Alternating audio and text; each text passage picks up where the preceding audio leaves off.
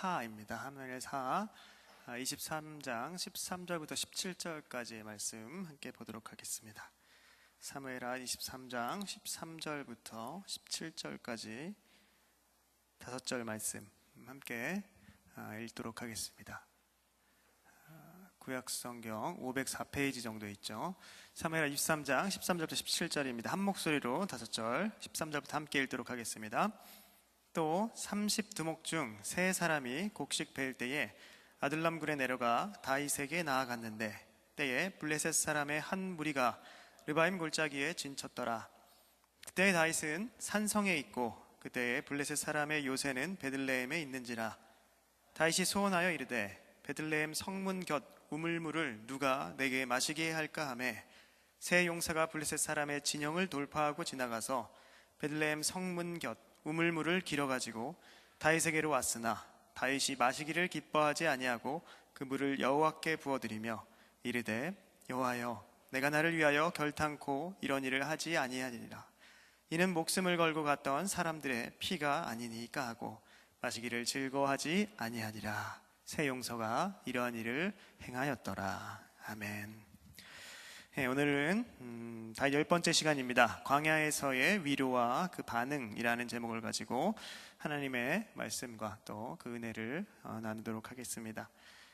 우리가 삶에서 당연히 힘든 경우가 있습니다. 그럴 때 위로가 필요하기도 한데 무엇이 있으면 우리를 좀 위로해 줄 수 있을까요?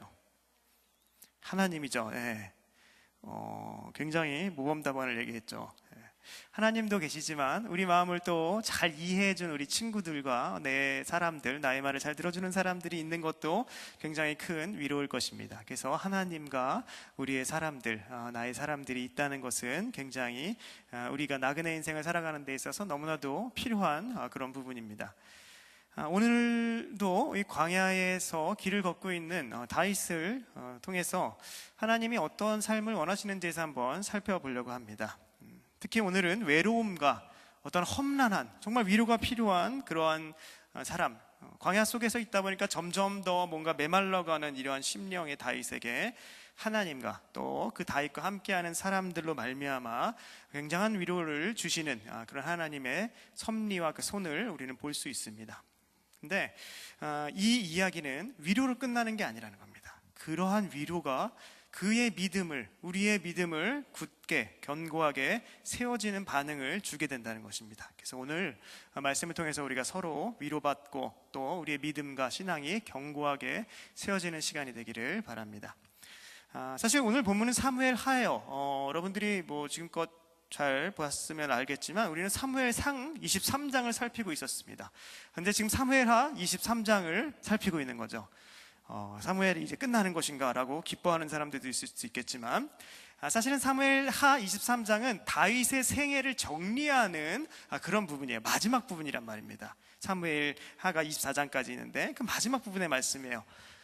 근데 우리는 사무엘상 23장은 다윗의 초반, 이 광야 생활, 아직 왕이 되기 전에 그런 초반의 생활을 살펴보고 있었습니다.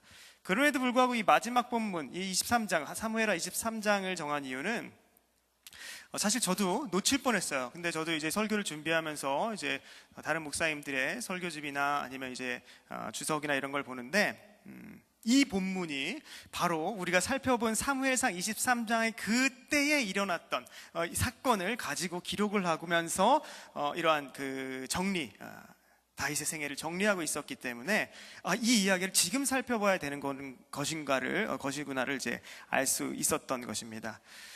사실 오늘 본문이 있는 사무엘하 23장은요 다윗과 함께한 용사들의 이름을 쫙 이렇게 기록하고 있어요.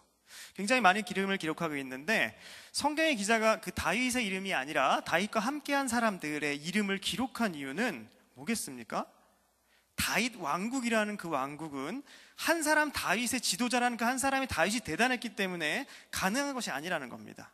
오히려 그와 함께한 사람들이 있었기에 그 왕국이 건립할 수 있었다, 그 왕국이 세워질 수 있었다는 것을 알려주는 겁니다. 다윗 왕국은 하나님 나라, 예수 그리스도로 말미암아 주어지는 이 세상에 지금 신약 백성들이 누리고 있는, 우리가 누리고 있는 그 하나님 나라를 예표하는 나라입니다. 그래서 그들의 삶은 지금 우리의 삶과 동떨어져 있는 구약의 삶이 아니라 그들의 삶을 보면서 하나님이 이렇게 인도하신 하나님 나라의 삶을 보여준다는 것입니다. 그래서 다윗의 나라, 그 하나님의 나라는 다윗 때문에 세워진 게 아니라 바로 이 모든 공동체에 소속되어 있는 다윗뿐만 아니라 그 사람들이 있었기 때문에 가능했다는 점을 알려주기 위해서 이름을 기록하고 있다는 것입니다. 그래서 하나님 나라의 공동체, 우리 교회죠. 이제 교회는 경건한 지도자가 중요하긴 하지만 그 사람 때문에 세워지는 것이 아니라 이 모든 공동체와 지체 간의 사랑과 충성과 헌신이 그 공동체를 가질 수 있게 한다는 것을 알도록 하는 것입니다.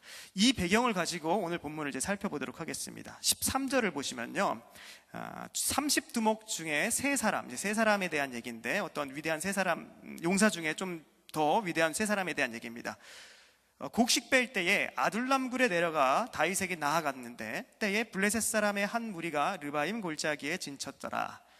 르바임 골짜기는 유다 땅, 그 예루살렘 있죠. 예루살렘 그 남쪽 지형입니다. 남쪽 서남쪽 지방에 있는 그런 골짜기인데, 다윗의 용사들 중에 이 세 사람이 아둘람굴로 내려갔다 그랬어요. 다윗이 아둘람굴에 있었을 때라고 했기 때문에 아무래도 아둘람굴 공동체를 형성하고 있을 때나 아니면 그일라라는 지난번에 살펴봤던 그 그일라라는 지방에서 쫓겨나서 어딘가 그 아둘람 지방 근처에 있는 광야에서 다윗과 그 600명의 공동체가 머물고 있을 때에 이 사건이 일어났다는 겁니다. 그래서 이때도 당시 다윗은 쫓기고 있는 상태였고, 사울에게 아둘람 지도자로서 약간 무력함을 느끼고 점점 더 무력감을 느끼고 살아가고 있을 때입니다. 왜냐하면 그일라에서 배신을 당했어요. 그일라의 백성들을 구해줬는데도 불구하고 그들이 다윗을 사울에게 고발해서 사울을 피해서 도망가게 됐단 말입니다. 그 땅에서, 구해준 땅에서 도망을 가게 된 거예요. 뿐만 아니라 이 똑같은 일이요, 바로 이어서 또 일어납니다. 10이라는 그 동네의 광야에서 숨어 살고 있었는데, 그 10에 있는 사람들도 사울에게 다윗이 여기 있습니다라고 일러 바치는 거예요. 그 이유는 혹시 자기들도 사울에게 해를 당할까봐 그랬습니다. 그러니까 이 다윗이요, 굉장히 믿음을 지키기 위해서 노력을 많이 한 사람이긴 했습니다. 그럼에도 불구하고 이런 사람들의 굉장한 배신들을 계속 당하다 보면 무력감을 느끼는데, 개인적인 무력감보다도 이런 지도자로서의 어떤 역할에 대한 무력감을 느끼고 고독감을 느끼게 되기 마련이라는 것입니다. 특히 배신한 사람들이 누구였냐면 유다 사람들이었어요. 이스라엘 백성들이었단 말입니다. 근데 문제는 다윗은 그 이스라엘 백성들을 보호해야 되는 왕으로서 기름 부음을 받은 상태였기 때문에 하나님의 뜻대로 앞으로 이루어지면 이들의 왕이 되는 겁니다. 이렇게 배신하고 자기를 몰라주는 이 사람들을 내가 보호해야 되는 왕이 된다고 했을 때 다윗의 마음은요, 그렇게 흡족하지 않았을 거예요. 계속 배신하고 있는 이런 사람들, 이러한 어려움과 이러한 낙심과 어떠한 고독감 속에 점점 빠져들 때쯤 새 용사가 온 것이고, 그 고독감 속에서 다윗이 한 생각에 빠집니다. 그게 14절과 15절인데요 다시 한번 읽어보겠습니다. 같이 한번 읽어보겠습니다. 그때에 다윗은 산성에 있고 그때 블레셋 사람의 요새는 베들레헴에 있는지라. 다윗이 소원하여 이르되 베들레헴 성문 곁 우물물을 누가 내게 마시게 할까 하매. 베들레헴이 다윗의 고향이죠. 다윗이 자라왔던 동네입니다. 그런 고향이에요. 다윗이 지금 베들레헴하고는 약간 떨어져 있긴 했어요. 그런데도 불구하고 고향에 대한 향수가 있죠. 그런데 그 고향에 대한 얘기를 들었는데 베들레헴이 자기와 지금 굉장히 비슷한 겁니다. 베들레헴이 지금 블레셋에게 압제를 당하고 있어요. 무슨 이유인지 모르겠지만 땅을 빼앗겨서 자유가 없고, 무슨 이유인지 모르겠지만 블레셋 압제 속에 들어가서 자유로움을 빼앗긴 겁니다. 마치 사울에게 자유를 빼앗겨서 지금 압제 속에 당하고 있는 자신과 비슷한 처지입니다. 그래서 이러한 비슷한 처지에 있는 고향을 생각할 때 더 깊은 향수에 빠진 거예요. 자신이 자유롭게 양떼들을 몰면서 그 키웠던 그 양들을 생각하고, 또 그때 곰과 싸웠던 하나님과의 그런 아름다운 추억들, 그런 것들을 생각하기도 하고, 그렇게 너무나도 열심히 양을 지키다가 목이 너무 마르면 베들레헴 성문 곁에 있는 그 우물물, 예전에는 그 성에 한 우물물이 있었다고 해요. 그래서 그 우물물을 길어다가 이제 사람들이 성에서 먹는 거였는데, 그 지방 사람들이 그 우물물에서 길어다가 마시는 그 시원한 그 물, 그 평온함 속에 먹었던 그 물이 생각이 나는 거죠. 그 추억이 강하게 올라오는 겁니다. 그리고 지금 심지어 다윗이 지금 광야에서 도망가고 있잖아요. 얼마나 목이 항상 여러 번 얼마나 목마름에 견디기 힘들 경우가 많겠어요. 이 깊은 향수와 어떻게 보면 동질감 속에서 한마디를 내뱉은 겁니다. 답답한 심정을 내뱉은 겁니다. 베들레헴, 그 나의 베들레헴, 나의 고향 베들레헴, 그 성문에 있던 그 우물 한 잔만 정말 들이켰으면 소원이 없겠구나. 누가 이 물을 나에게 마시게 할까라고 얘기를 한 거죠. 사실 이 말은 정말 물을 마시고 싶어 이라는 그 의미보다도 좀 더 깊이 들어가면 어떤 얘기겠어요? 다윗의 나도 지금 너무나도 매여 있는데 베들레헴 너도 매여 있구나. 이 물을 마음껏 마실 수 있다는 거는 베들레헴도 그렇고 나도 그렇고 완벽한 좀 자유함을 누리면서 평온함을 누리면서 그런 승리의 평안을 맛보고 싶은 그 마음속의 그 탄원, 그러한 내뱉음을 가지고 있던 그런 말이었습니다. 물론 진심의 말이었어요. 진심의 말로 그렇게 자유롭게 먹었으면 좋겠다. 누가 이걸 맛있게 할고, 누가 이 베들레헴을 구원할고, 누가 이것을 다 자유롭게 승리하게 할 것인가 라는 그런 얘기를 던진 건데, 무슨 일이 일어났냐면 이 말을 듣자마자 그 내려온 세 용사가 바로 행동을 취했습니다. 16절 보시면요, 이 세 용사가 블레셋 사람의 진영을 돌파하고 지나갑니다. 전쟁을 치렀다는 거예요. 세 명이서 블레셋 진영, 블레셋 군대와 세 명이 전쟁을 치르고 들어가서 베들레헴 성문 곁 우물물을 길어서 가지고 다윗에게로 갖고 왔습니다. 다윗은요, 이 물을 마시고 싶으니까 갖고 와라고 명령한 적도 없고, 교묘하게 내가 정말 마시고 싶은데 이거 명령하면 조금 그러니까 그래서 약간 좀 알아듣게 돌려서 지시한 것도 아니었습니다. 진심이 담긴 말이었지만 푸념이었어요. 그런데 그 세 용사가 자기가 섬기고 있는 이 주군인 다윗의 말을 듣고 그 물을 바치기 위해서 베들레헴까지 달려가서 그 군대를 뚫고 목숨을 걸고 생명을 돌아보지 않고 그것을 뚫고 전투하면서 돌파해서 그 우물물을 떠온 겁니다. 사실 세 사람이 군대를 치고 들어갔으니까 목숨을 당연히 걸고 들어간 것이었죠. 굉장히 용맹한 일입니다. 굉장한 용맹한 일이었어요. 정말 중요한 거는 그들이 여기서 싸움을 잘하는 사람들이었구나를 알라는 게 아니죠. 용맹함을 알려는 게 아닙니다. 뭐냐면 그들의 마음이에요. 그 세 용사의 마음, 다윗에 대한 엄청난 헌신과 충성심을 보인 겁니다. 그들은 다윗의 명령이나 지시가 아니라 무엇보다 다윗이 뱉은 그 말의 마음, 어떠한 마음인지 알았습니다. 지쳐있구나. 우리 다윗 이 군주가, 이 주군이 지쳐있어요.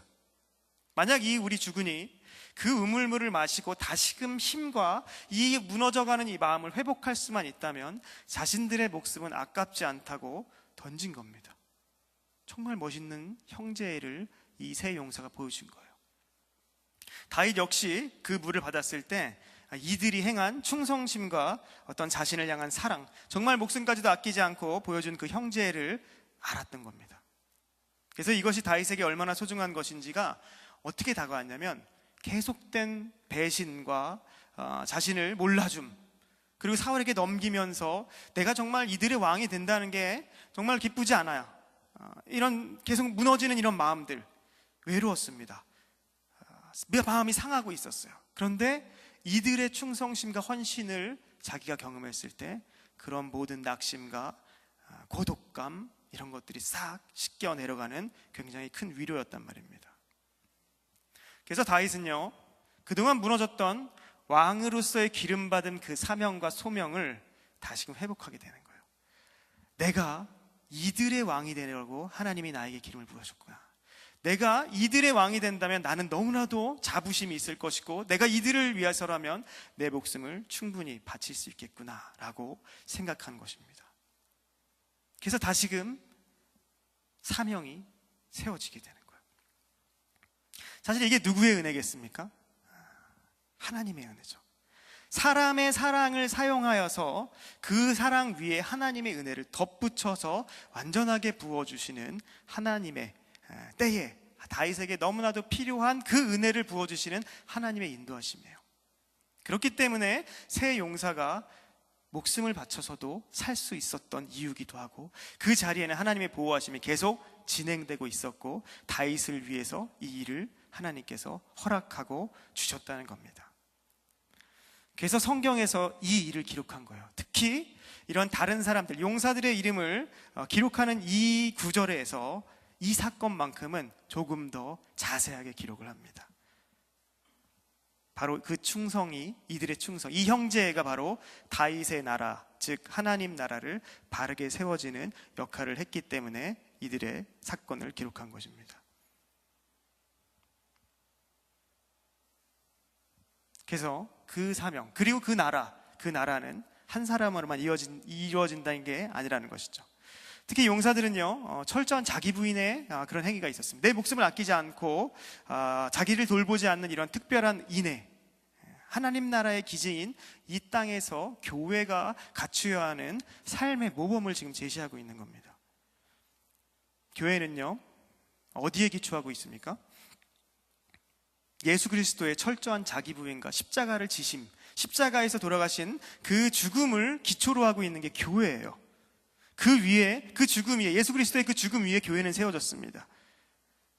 그 교회, 이 교회뿐만 아니라 우리 자신도요, 우리 자신의 신앙도 그 예수 그리스도의 십자가의 죽음 가운데 자신의 생명을 돌보지 않으시고 완벽한 자기 부인을 이뤄내신 그 예수 그리스도의 사랑 위에 세워진 게 바로 우리 자신의 신앙이자 우리의 교회입니다.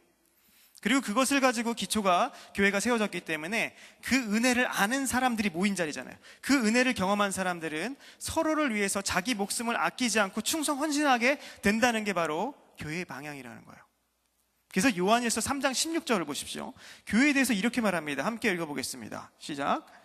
그가 우리를 위하여 목숨을 버리셨으니 우리가 이로써 사랑을 알고 우리도 형제들을 위하여 목숨을 버리는 것이 마땅하니라.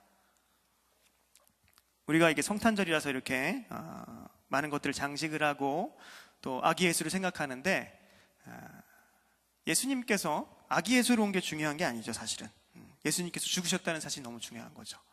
예수님이 죽으셨기 때문에 우리가 그 기초를 다질 수 있다는 것이고, 죽으셨기 때문에 목숨을 버리셨기 때문에 우리가 이 사랑을 알기 때문에 우리도 형제들을 위해서 목숨을 버리는 것이 좋다라고 말하지 않았어요. 성경에서는 마땅하니라 라고 합니다.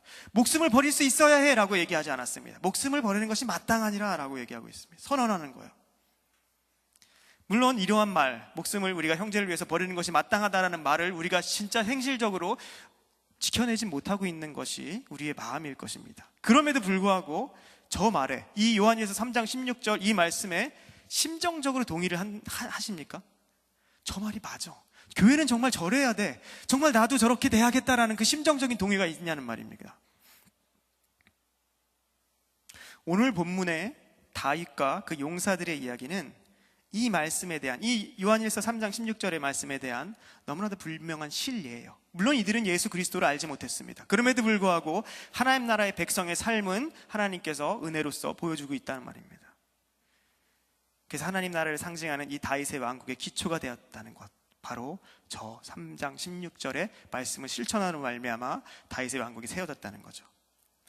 그래서 교회는요, 마음이 맞는 사람들끼리 편안하게 잘 지내다가 마음이 좀 틀어지고 마음이 잘 맞지 않으면 소원해지고 정리하고 떠나는 것이 아닙니다.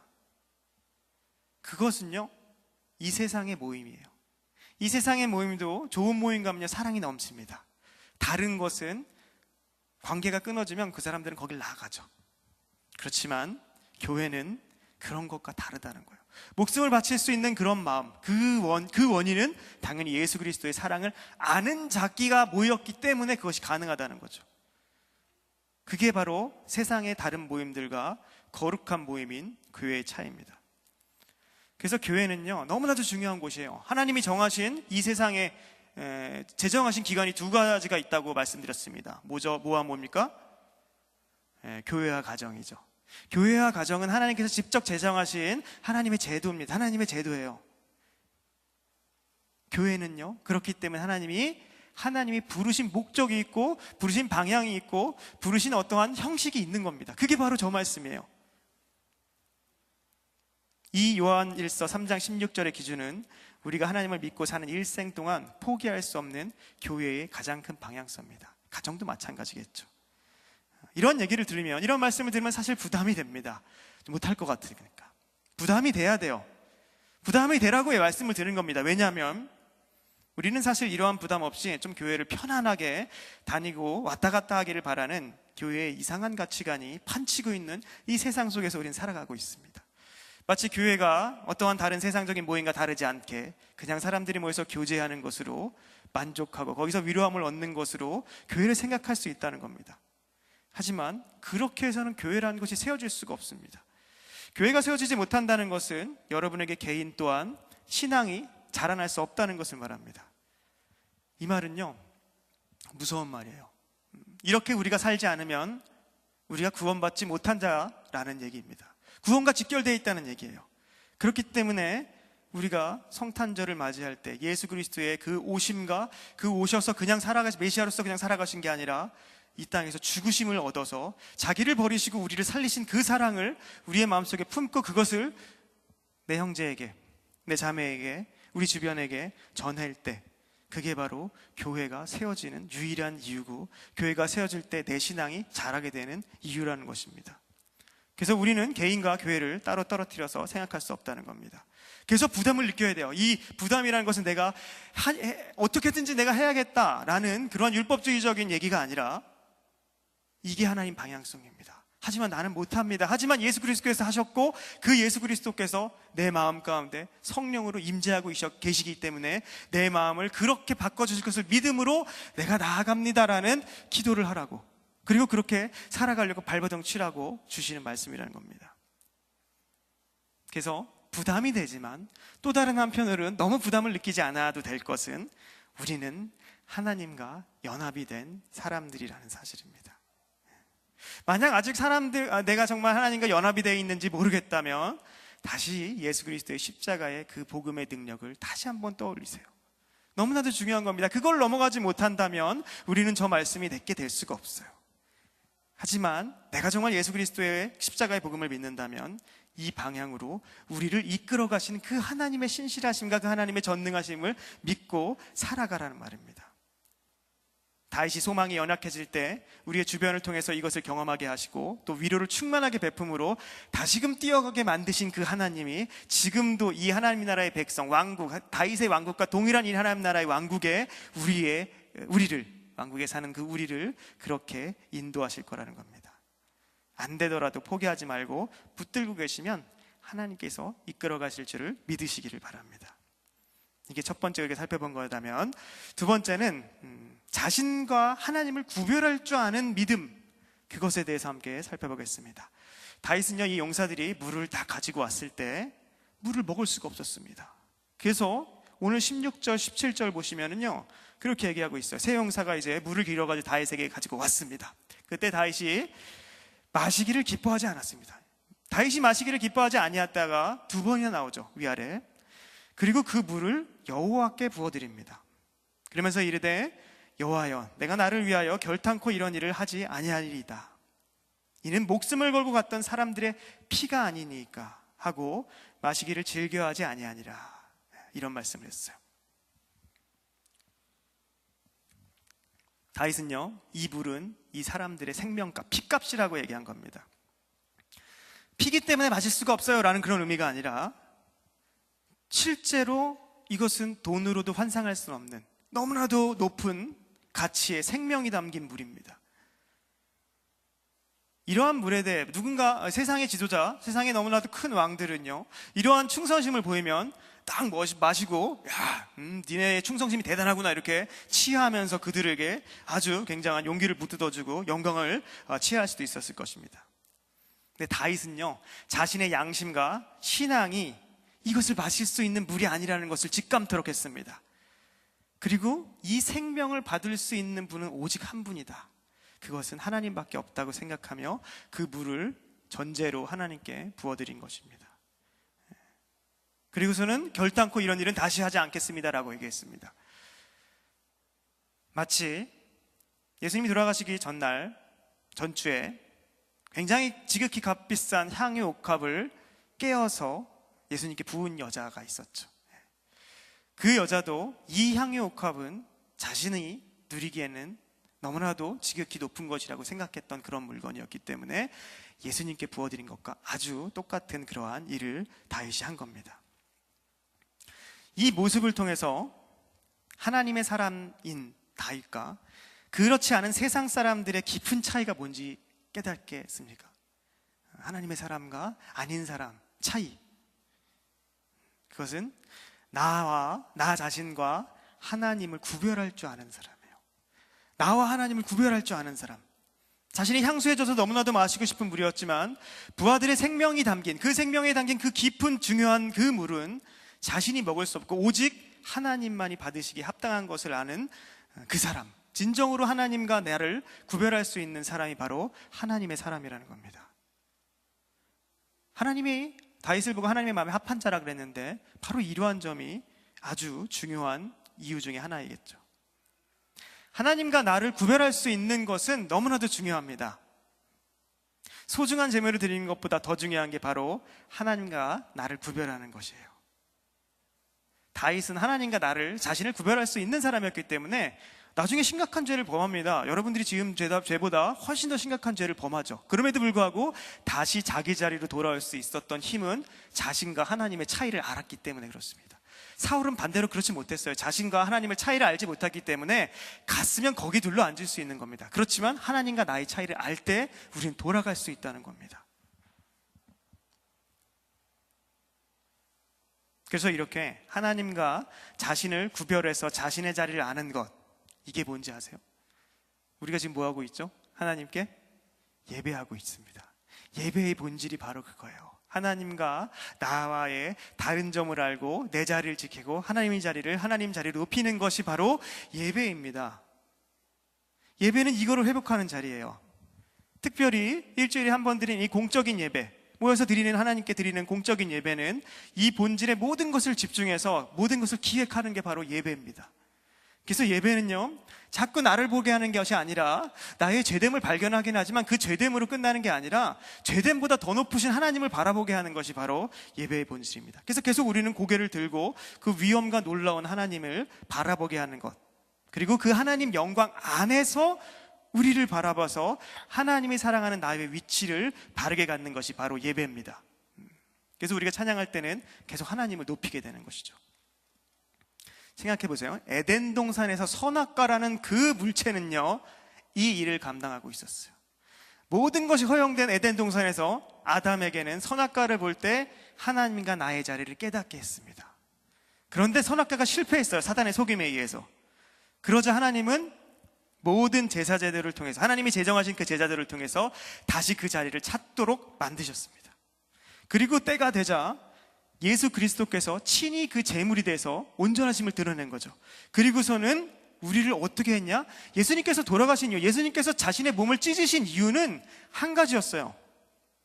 우리가 영과 진리로 예배를 드릴 수 있게, 영과 진리로 하나님 앞에 못 나갔던 자가 죄의 사함을 받으면 다시 하나님께 나아가서 다시 하나님은 하나님의 자리에, 우리는 우리의 자리에 서 있게 할 수 있게 하는 것이 예수 그리스도의 십자가의 보혈의 능력이란 말입니다.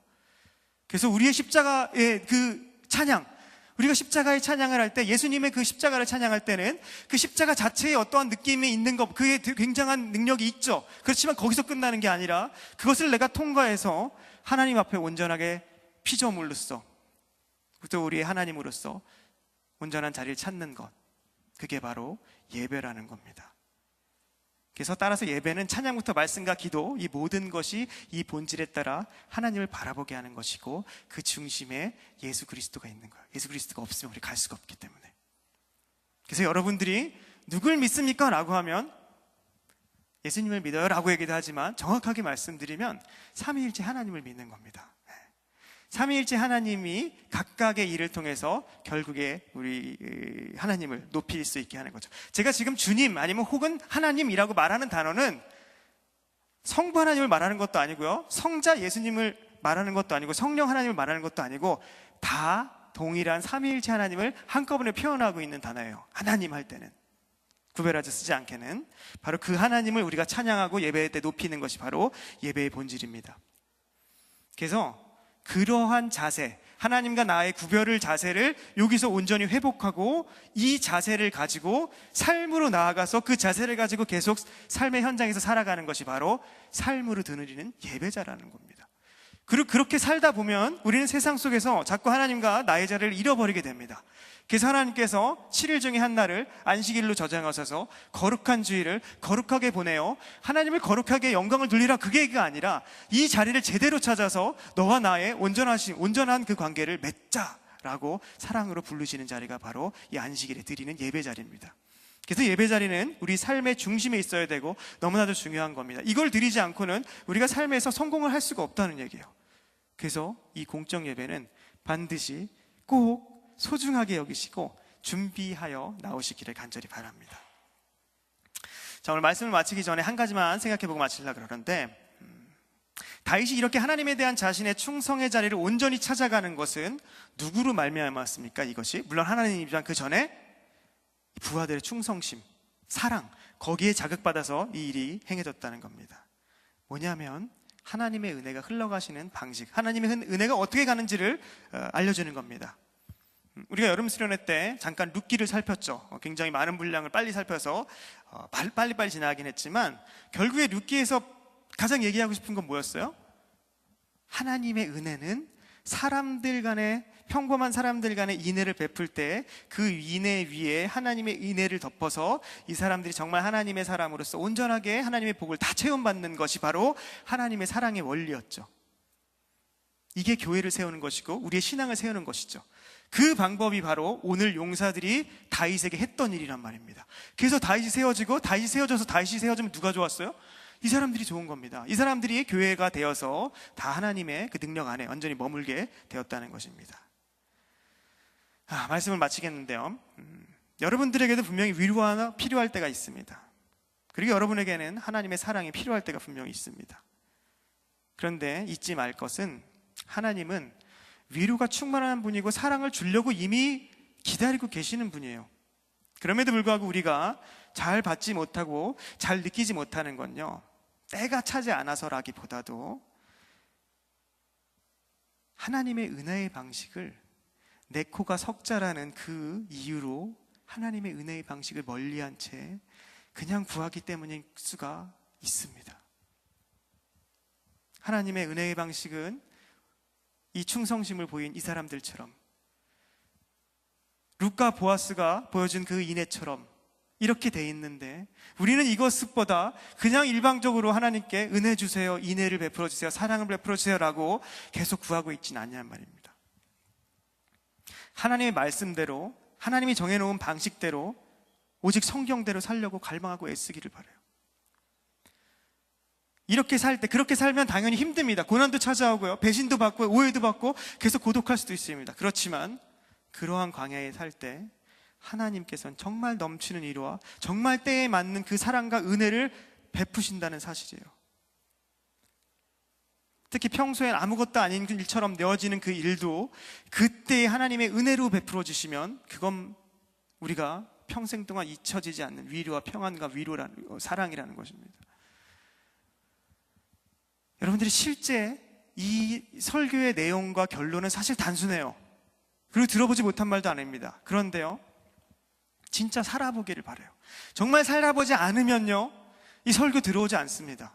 그냥 똑같은 얘기하는 걸로 느껴질 수밖에 없을 걸 저는 알아요. 그렇지만 진짜 한 주간 동안 내가 정말 하나님을 바라보고 하나님과 이 자리를 찾기 위해서 정말 한 번이라도 노력을 하고 조금이라도 이 말이 사실인가를 내가 정말 확인해보고 싶어서라도 정말 하나님과의 관계를 맺으려고 노력을 했을 때, 그때 이 말씀들이 왜 이렇게 하는구나, 이게 어떠한 고민을 거쳐서 하고 있는 말씀이구나, 성경에서 왜 이걸 이렇게 얘기하는구나를 분명히 알게 된다는 겁니다. 그럴 때 하나님이 주시는 위로가 있어요. 단순히 지식적인 그런 하나님이 아니라 정말 살아계신 하나님, 그리고 정말 내 안에서 역사하시는 그 하나님을 여러분들이 만나기를 정말 바랍니다.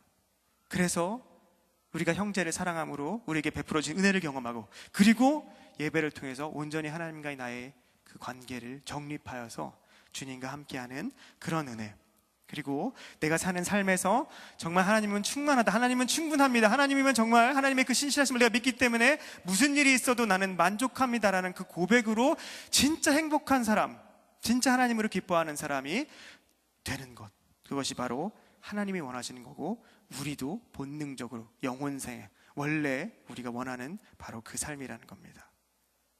한 주간 우리가 또 임을 나가고 세상을 살아갈 텐데 주를 위해 고난을 받기를 합당하는 그런 하나님의 백성이 되시기를 원합니다. 그리고 그때 위로해주는 하나님을 경험하시고 평생의 삶 가운데 이 은혜가 충만하게 경험될 수 있도록, 그래서 정말 이 세상이 점점 하나님을 멀리하고 있어요. 그럼에도 불구하고 여러분들만큼은 하나님을 붙들고 갈 수 있는 그러한 사람들, 그리고 그것을 같이 공유함으로써 함께 이 길을 걸어가는 그런 귀한 하나님의 공동체가 되기를 간절히 소원합니다. 기도하겠습니다.